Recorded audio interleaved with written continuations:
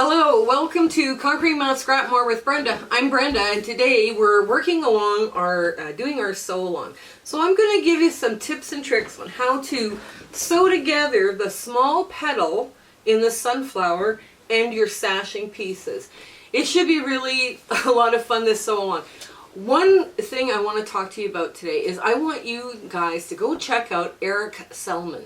Erica Selman has got such a very cool, varied, artistic channel on YouTube, and her stuffed bears are just darling. So I guess she has an Etsy shop. I don't quite know what an Etsy shop is, but I'm sure she'll explain it to you. But go check it out. I'll put it in the show notes below. So come on in a little closer. I'll give you some tips and tricks. Okay, we're going to work on the smaller petal. Now, there are 3 options for the small petal in your pattern. I'm also going to repost this as well. So what I've decided to do with mine is I'm doing the little ones, the little sew and flips, or flip and sew, or stitch and flips, or whatever these are called, in yellow, the larger ones in red, and then this Tri-Rex in orange. So we're going to continue doing that with these pieces, but when you're doing your stitch and flip corners, I need you to really pay attention. You can draw your line, and I think what I will do is I'll draw my line just so I can show you what I'm doing here. So I need to center this a little better so you can see what I'm doing. So I put my ruler from tip to tip, from point to point, right? So I draw a line. Now if you're hand sewing these, the same principle applies.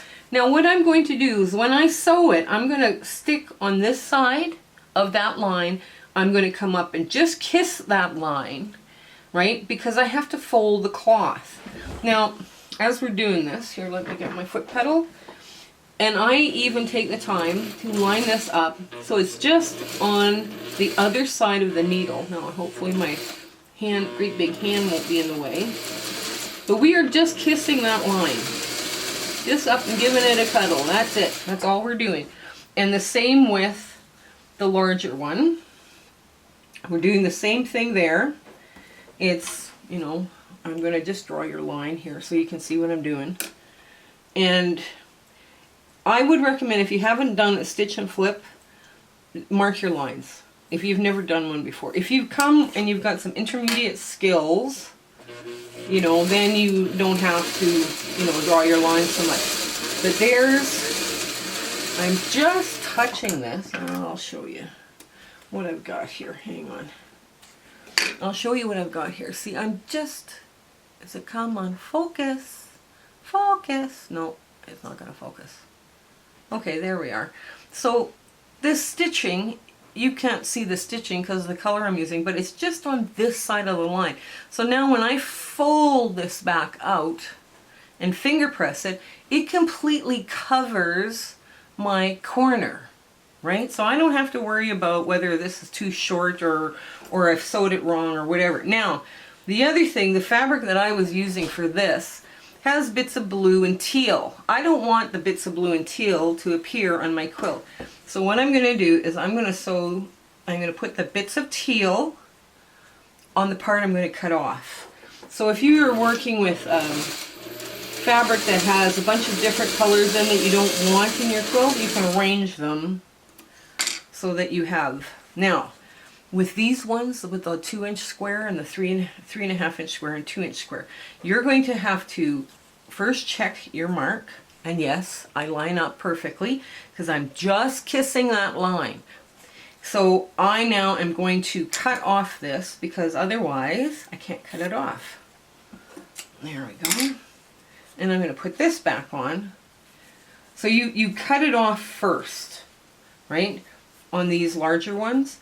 The other ones, you don't worry because they don't cross, right? But these ones, because they are crossing, it's like an elongated flying goose, right? So what you're going to do now is you're just going to run through.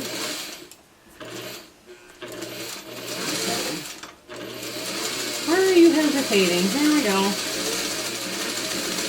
There. So So I'm going to check my corner, make sure that I've got good coverage. Yes, I do.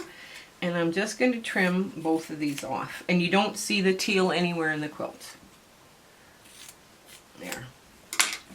So that's that one. Okay. There it is. So I'm just going to get this one off. You can see what I mean by it crossing. Hang on. There we go.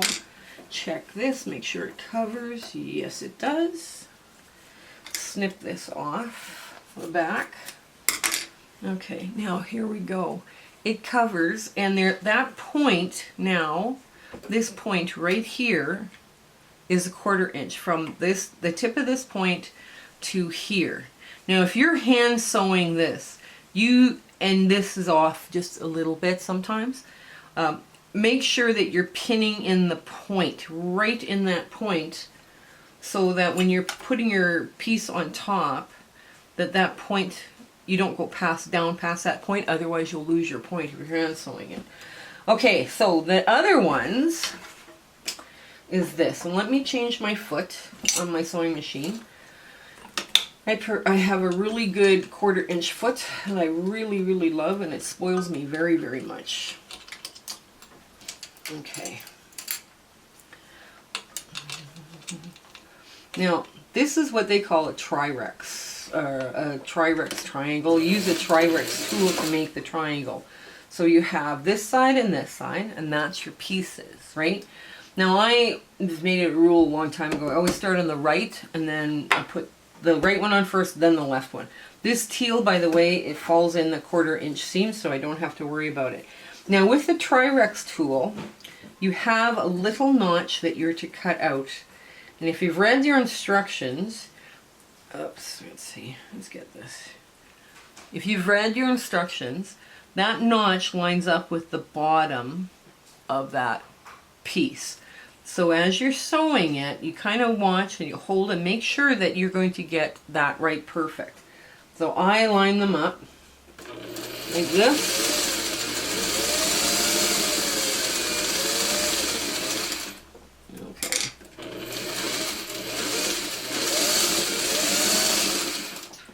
And I just move it across like that, very gently press it, because you don't, this piece and this, both top and bottom are on a bias. You don't want to lose your bias. So now I line this up and I put my bottom right on that notch, and I don't trim off my dog hair up here, right, because I need that to help me match up, and I go the other way. Now when you're hand sewing these, here's a quick tip. Let me see, I'll show you what I'm talking about. When you're hand sewing these, if you're a right-handed sewer, you're going to hand sew up this one and then down this one, right? If you're left-handed, you're going to sew up this one, the left side, and then down on the right. But whatever you do, this is their bias on bias.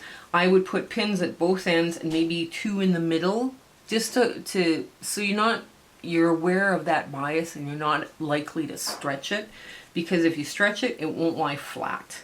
So that's really important for this one. Now, I did not pick option 1. So we've covered all of the small petals. Now, option for the sashing, I didn't pick option 1.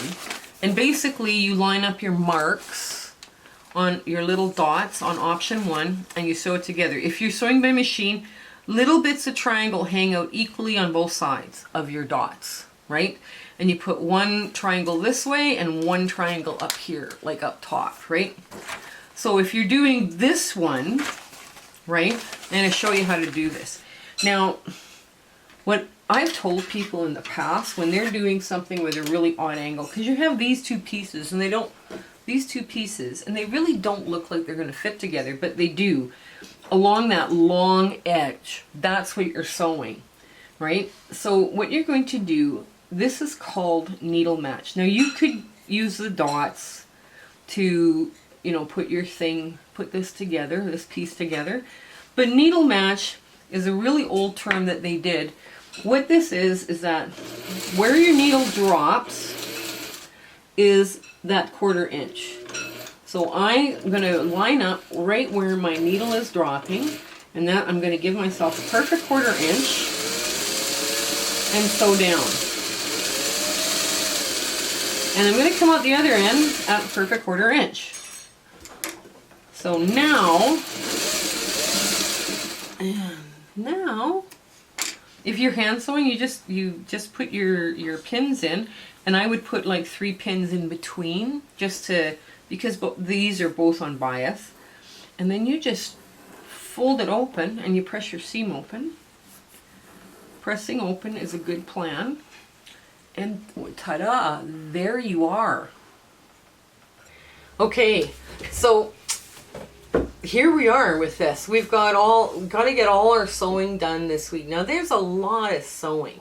So if you find yourself getting a little stressed because of the time of year and it's busy and it's, make a table runner or a tea mat, or, remember this is a longer project than, what you need to do.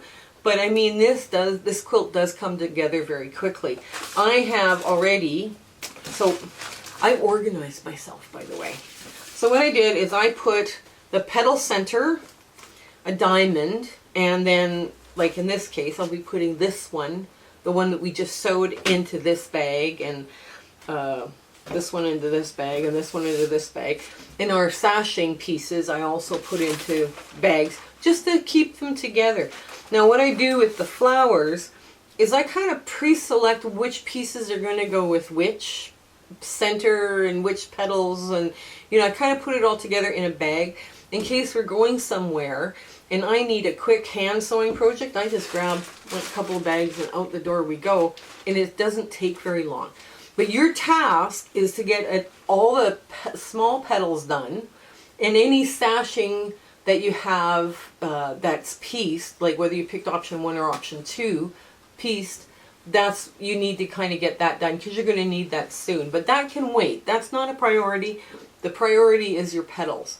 So I've got pretty much all of it ready to go. I just needed a little bit more sewing. I'm not sure how many sashing now I need because I've also started a table runner, and I pulled some pieces out of here. So I might have to cut some more, but that's okay. Do you want to see the table runner? Let me get my cameraman to get it. Okay, hubby cameraman got me my table runner. Now I've done 5 petals because our table, once the leaves are out, we have quite a few family members attending. So this is what it's going to look like. With the only thing I have to put on tonight is there's a little equilateral triangle that's going to go in here that will make the table runner curve. Like when I finally do it, I'll do a pillowcase method. I might show it to you how I do it. Well, we might do an extra one, but this is what my table runner will look like. I've never made myself a Christmas table runner, so I was kind of surprised how fast this came together. So yeah, get your sewing done, and then we'll show you how the fastest, simplest way to put this flower together next week. But you do need your petals done.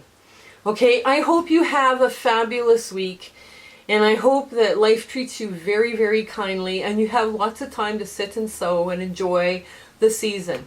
Okay, take care. Bye.